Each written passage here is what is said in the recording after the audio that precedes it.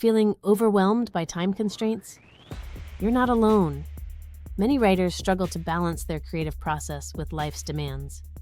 Today, we'll explore how to manage time effectively while prioritizing your writing. First, identify two key factors: prioritization and circumstances.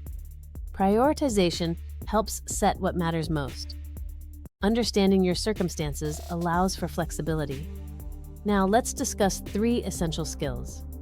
The first is knowing. Recognize when and how you write best. Next, strategizing. Develop a plan that fits your life. Finally, accepting. Understand that some days are tougher than others. For example, treat your writing self like a friend. Allow breaks and self-care. Writing is time-consuming. Pace yourself to avoid burnout. In summary, embrace time constraints while being kind to yourself. Focus on progress, not perfection, and adapt as needed. Ready to improve your writing journey?